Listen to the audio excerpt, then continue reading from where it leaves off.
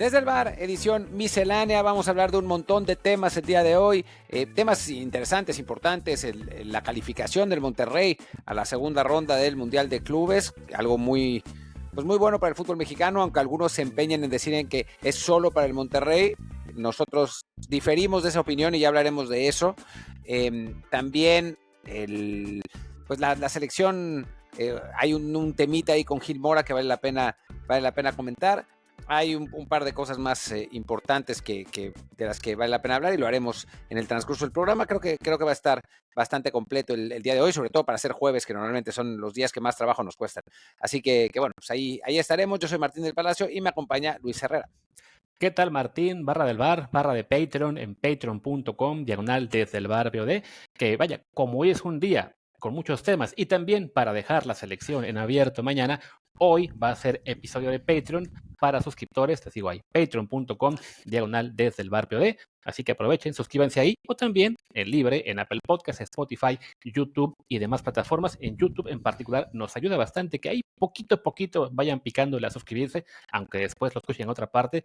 El algoritmo sí ayuda. Y pues déjenos saludos, comentarios, preguntas. Ayer pusimos un buzón ahí en el Patreon. Y lo que ustedes quieran. Reviews 5 estrellas para que más gente nos encuentre. O como hizo Adrián, un rant de Adrián que nos pone: qué tontería que le hayan dado el gol a César Montes cuando le rebotó en la nuca y ni siquiera se dio cuenta de cuándo le pegó, supongo que decía. Y le hayan quitado el gol a Santi cuando un defensa le pegó a la bola que tenía de frente, que siempre estuvo viendo y se movió para pegarle. Pues sí, pero es que es la regla de FIFA, ¿qué se le va a hacer? Sí. O sea, a final de cuentas, el gol a favor cuenta cuando, o sea, de acuerdo a la última persona que tocó el balón del equipo atacante. Uh-huh. Y el autogol es si el balón, o sea, si uno dispara y el balón va hacia afuera y el defensa lo tira hacia adentro, es autogol. Si la pelota iba hacia adentro y el defensa lo desvía, es gol del que tiró. Y si un defensa se le adelanta a un delantero a la hora de tirar, pues es autogol. Sí. O sea, en este caso, por ejemplo, sí, reglamentariamente fue gol de César y asistencia de Edson, la combinación más rara de la historia.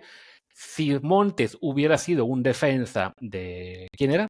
De Surinam. De Surinam. Entonces el gol se lo habrían atribuido a Edson Álvarez porque según yo el remate técnicamente iba a puerta, quizá no iba a entrar, ¿no? Pero bueno, y sí, el tema de Santi lo debatimos ya en el episodio anterior. Creo que ambos seguimos pensando que debió contar, por lo menos sí, siendo mesurados. Hay un argumento reglamentario por el cual se anuló, aunque no nos guste mucho cómo se aplicó. Sí, a ver, no es un robo, ¿no? O sea, no es que le hayan robado el gol a Santi. O sea, reglamentariamente hay un argumento para hablar de que el gol no debió haber contado. Nosotros pensamos que sí, pero bueno, pues es lo que es. Robo para robo, el que está siendo un jugador misterioso del Cruz Azul, que está cobrando no sé cuántos millones al año, bueno, no al año, al mes, por jugar únicamente 336 minutos y meter solo 2 goles, aunque el periodista que dio esa información ni siquiera la dio bien, porque el dato es que metía un gol cada 336 minutos, o sea que jugó 672, que tampoco es mucho para lo que gana, claro, pero bueno, así es el fútbol. Pero ya hay esa polémica ya dio también para que el nuevo varón del fútbol, nuestro ídolo del amor, Marc, le diera un santo periodicazo a este prócer del periodismo de: no mames con tus pinches datos. Sí, ¿sabemos a qué jugador se refería? Es Giacomakis, ¿no? Me imagino. Creo que sí, tenía sentido que fuera Giacomakis. Que vaya, es entendible que la crítica en cuanto que rindió poco es normal, ¿no? Sí, para la fanfarria con la que llegó, que efectivamente se debe estar ganando mucho dinero y lo que rindió, vaya, que básicamente lo acabó sentando Ángel Sepúlveda, a quien hasta este año nunca vimos como un delantero de primera categoría en la Liga Mexicana, pues ya te habla de que no ha rendido muy bien el griego, ¿no? Pero sí, la forma en que se planteó esto como de que un negocio turbio, está pagando por no jugar, bueno, le están pagando a alguien que no lo merece.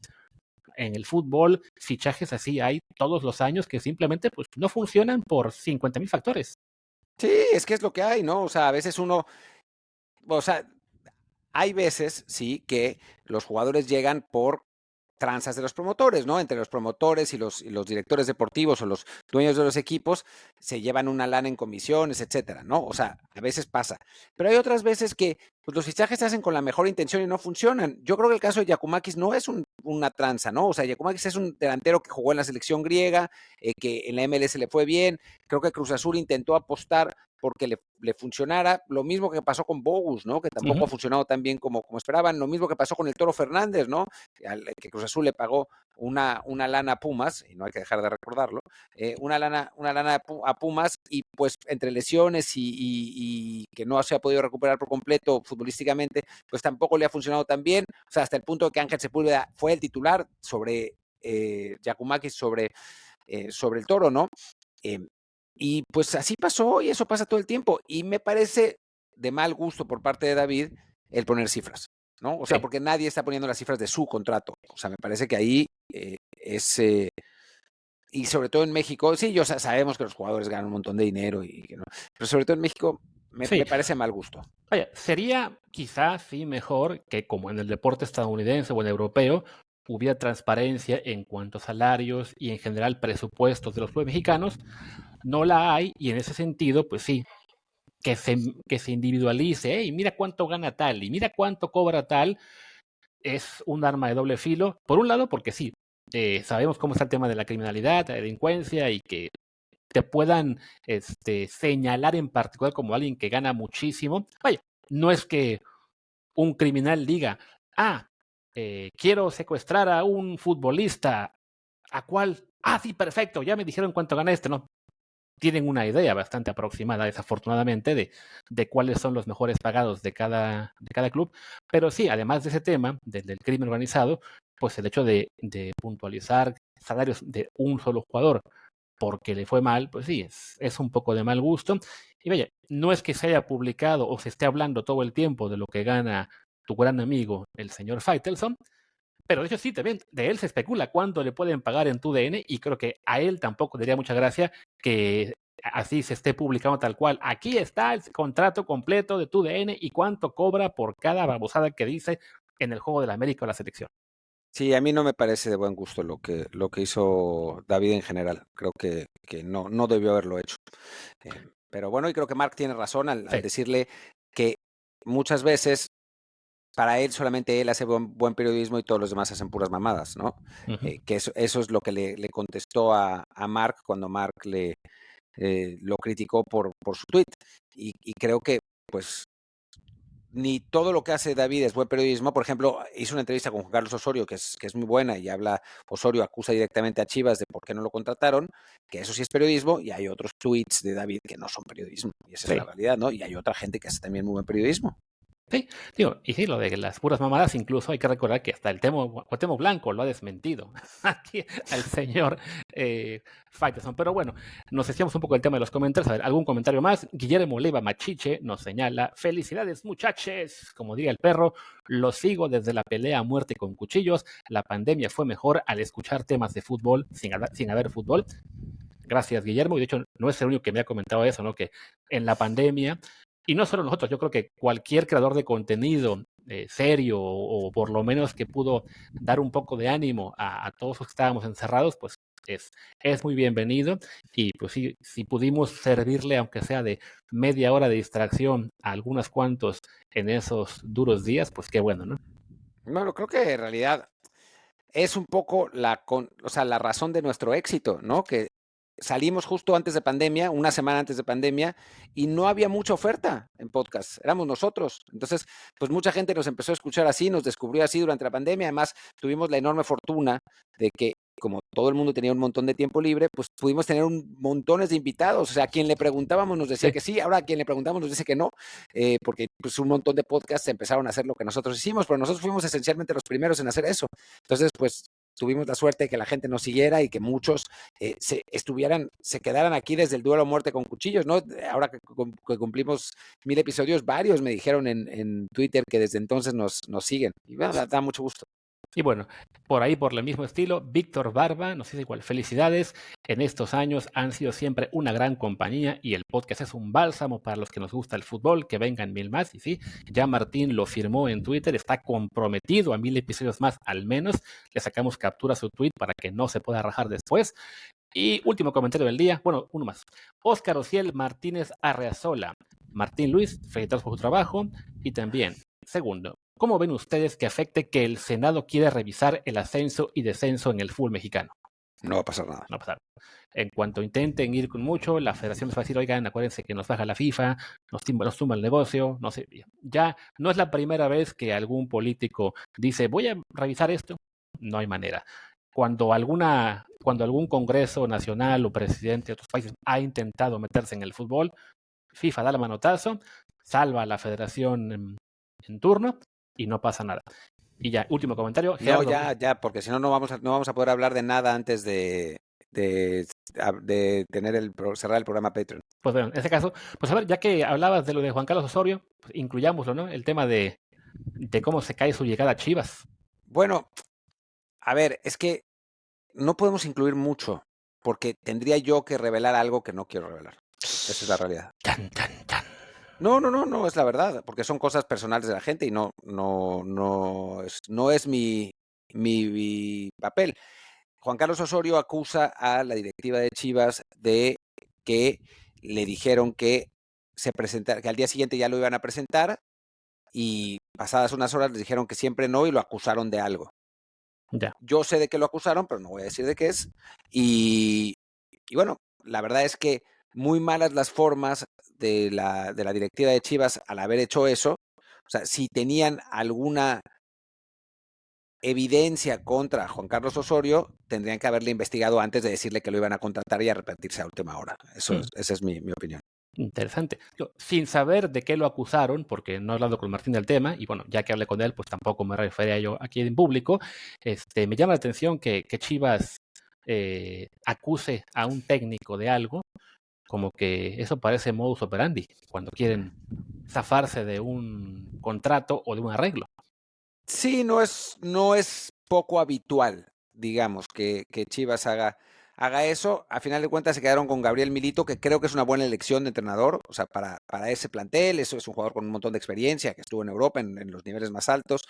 Creo que es un buen técnico, pero sí, la manera en que le hicieron lo que le hicieron a Juan Carlos Osorio no habla bien de esa directiva, francamente. Sí, ya ven que en México, y no solo Chivas, Cruz Azul, Tigres y algunas más, a cada una, si uno se empieza a revisar la hemeroteca, le podemos detectar eso, ¿no? Los modus operandi de, ok, ¿cómo lidio con algún técnico al que quiero echar? ¿O cómo lidio con algún cambio que quiero hacer y la gente se puede enojar? ¿O cómo dejo mal parado a un jugador?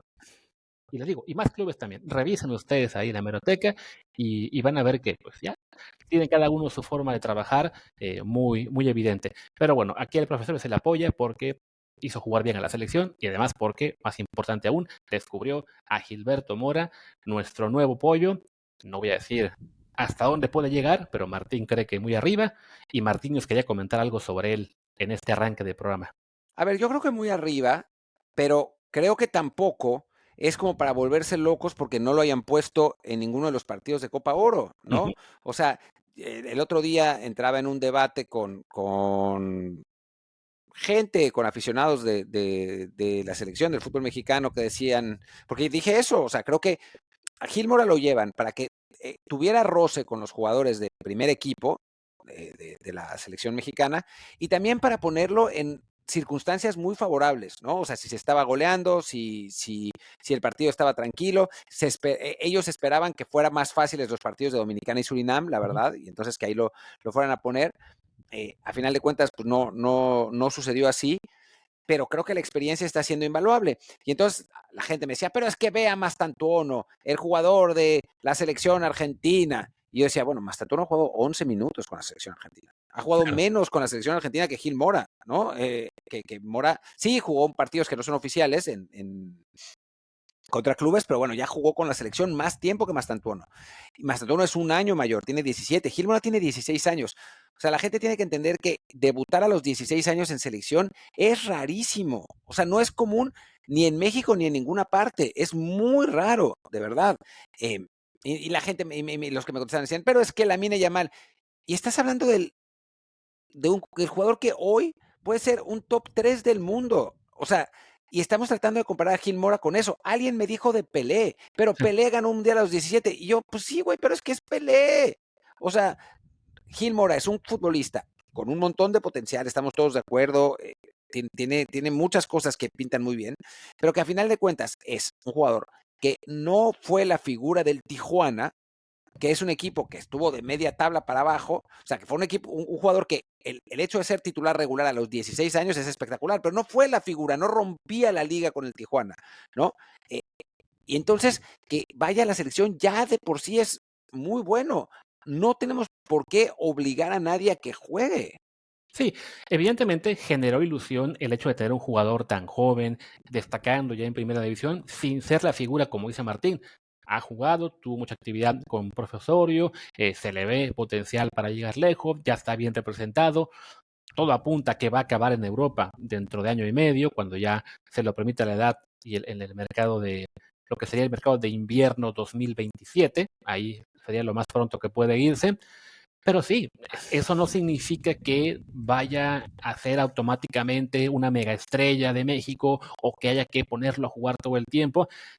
Sí, ya se le dieron minutos en esa gira sudamericana y lo hizo bien.